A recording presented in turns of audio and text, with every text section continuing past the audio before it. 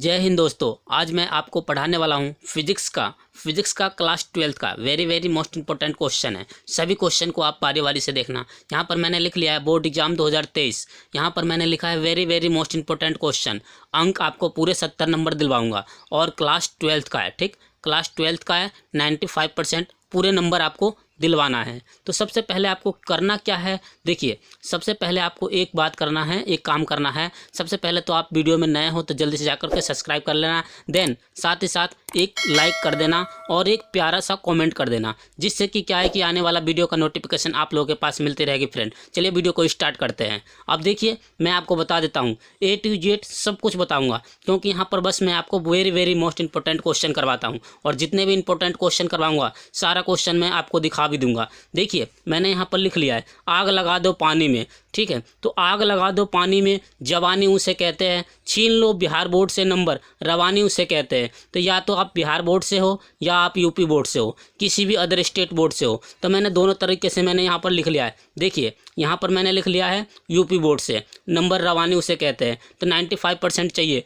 तो वीडियो को पूरा वॉच करना, बिल्कुल भी स्किप नहीं करना, तभी जाकर के आपको समझ में आएगा। चलिए मैं आपको दिखा देता हूँ स्टेप टू स्टेप, एक एक क्वेश्चन सब कुछ। तो देखिए फ्रेंड, मैंने यहाँ पर लिख लिया है सबसे पहले वेरी मोस्ट इंपॉर्टेंट क्वेश्चन, यानी board exam 2023 class 12th physics का है। ये क्वेश्चन आपको बार बार नहीं मिलेगा कहीं भी, सिर्फ हमारे चैनल मामू की क्लास पर ही ऐसा क्वेश्चन मिलेगा देखने को। ठीक, इंपॉर्टेंट क्वेश्चन करवा रहा हूँ। अब देखिए यहाँ पर प्रश्न नंबर 1 से स्टार्ट करने वाला हूँ और आपको स्टेप बाय स्टेप सब कुछ दिखा दूंगा, ताकि ये पूरा क्वेश्चन जो है आपको समझ में आ जाए। सबसे पहले मैंने लिखा यहाँ पर प्रश्न नंबर 1, गॉस की परिमेय लिखिए। अनंत विस्तार की समतल आवेशित चालक चादरों के निकट विद्युत क्षेत्र की तीव्रता व्यंजक प्राप्त कीजिए या विद्युत क्षेत्र की तीव्रता ज्ञात कीजिए। तो देखिए वेरी मोस्ट इंपॉर्टेंट क्वेश्चन 2023 का है। ठीक, यही क्वेश्चन आपको जो है बोर्ड में टपक से टपकने वाले प्रश्न है, तो आपको अच्छे से देख लेना है। तो देखिए ये गॉस का परिमेय लेकिन अनंत विस्तार पर है। आपको कॉमन चीज़ देखना है, अनंत विस्तार।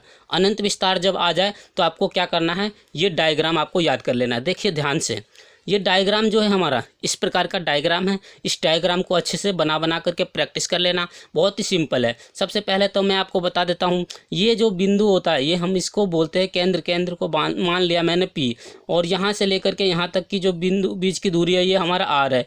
ये हमारा विद्युत क्षेत्र की तीव्रता E है। ये हमारा क्या है, परिवद dA हो गया। ठीक, dA वेक्टर। अब इसके बाद देखिए इसमें जो प्लस चार्ज होता है सभी में पूरे में लिख देना है प्लस चार्ज। ये डायग्राम आपको समझ में आ गया होगा। अब देखिए आपको लिखने कैसे इस क्वेश्चन को आंसर, तो अच्छे से आपको समझ में आ जाएगा। आपको उत्तर में लिखना कैसे है, तो देखिए उत्तर लिखना है। सबसे पहले उत्तर लिखने के बाद माना अनंत विस्तार की एक समान धनावेशित अचालक। ठीक, धनावेशित का मतलब होता है इसमें धन किरणें यानी प्लस चार्ज लगा हुआ है, तो इसीलिए इसको बोलते हैं धनावेशित अचालक चादर के निकट के चादर से 8 दूरी पर एक बिंदु P स्थित है। बहुत ही सिंपल है, 8 दूरी पर एक बिंदु P स्थित है। तो यहाँ देखिए यहाँ से बिंदु 8 से लेकर के यहाँ 8 दूरी पर एक बिंदु P स्थित है। इससे यहाँ तक की जो दूरी है वो हमारा बिंदु P स्थित यहाँ पर है, जो हमारा केंद्र है। ठीक, P स्थित है, तब विद्युत क्षेत्र की तीव्रता ज्ञात करनी है। ये समझ में आ गया।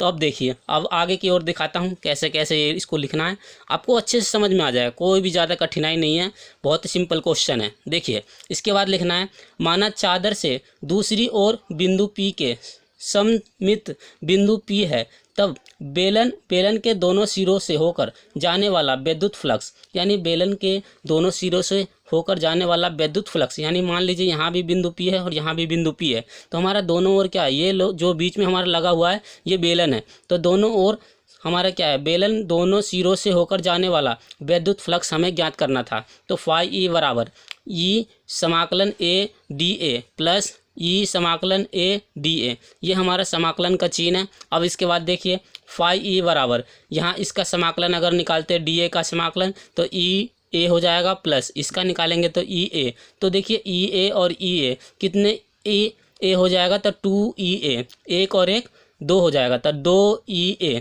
ठीक, समीकरण 1 हमने बना लिया। इसके बाद देखिए चूँकि यानी phi E is equal to Q/ε0 ये होता है, फाई E बराबर Q/ε0। तो ये हम फाई E का मान समीकरण 1 में रखने पर, तो आपको अच्छे से दिखा देता हूँ, ये फाई E का मान कहाँ रखने हैं, ये वाला मान समीकरण 1 में यहाँ पर हमें रखना है।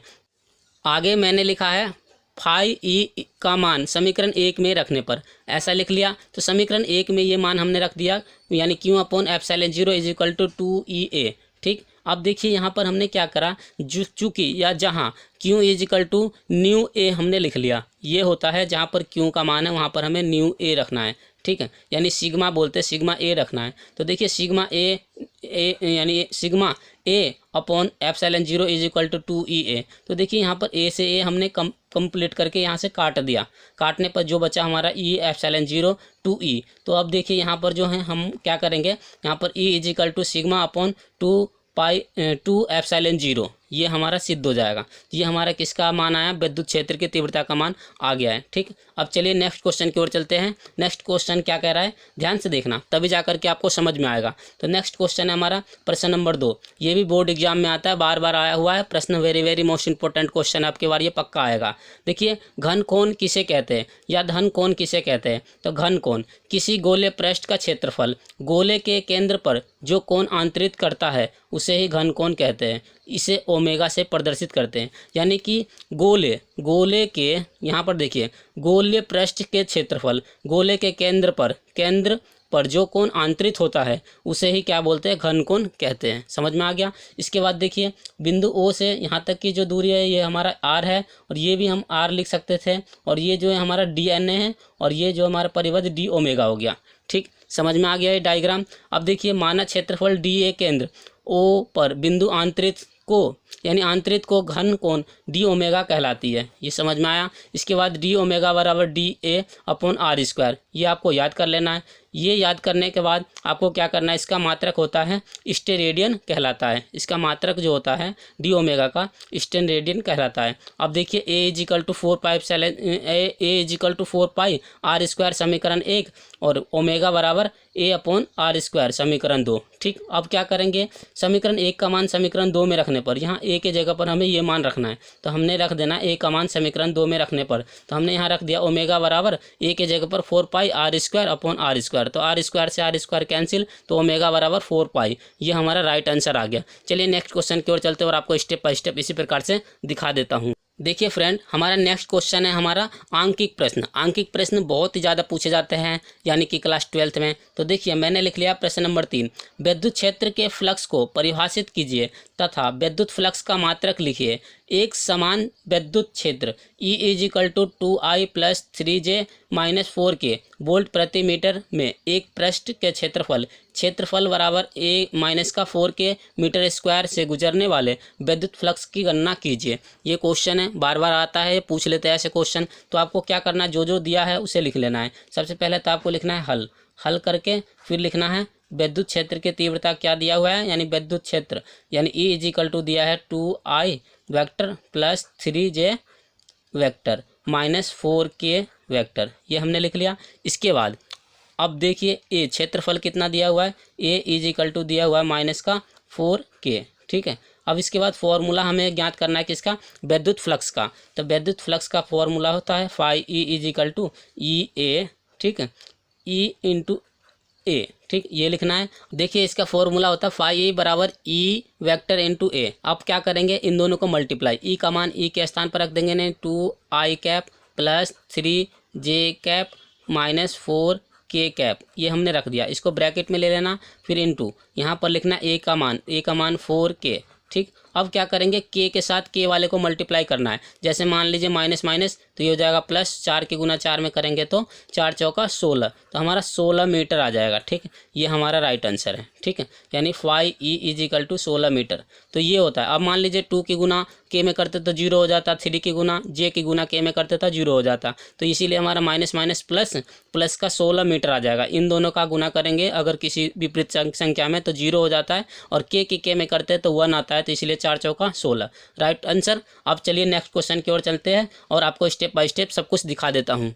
देखिए फ्रेंड, मैंने लिख लिया है प्रश्न नंबर 4, आज का ये अंतिम प्रश्न है। यहाँ पर लिखा है एक अनंत लंबाई के एक समान आवेशित सीधे तार का रैखिक आवेश घनत्व 10.0 × 10⁸ कूलाम प्रति मीटर है तो तार से 2 सेंटीमीटर दूर उत्पन्न विद्युत क्षेत्र की तीव्रता ज्ञात करनी है। Very very most important question है। तो देखिए सबसे पहले मैंने यहाँ पर लिख लिया है आवेश की दूरी 2 सेंटीमीटर है। तो सेंटीमीटर को मीटर में चेंज करने के लिए 10⁻⁻2 से हम इसको बदल देंगे तो ये मीटर में चेंज हो जाएगा। ठीक, यानी कि सेंटीमीटर को 10⁻⁻2 कर दीजिए, मीटर में चेंज हो जाएगा। अब देखिए, चलिए आपको नेक्स्ट अगले पेज पर मैं आपको दिखा देता हूँ किस प्रकार से आगे की ओर सॉल्व करना है।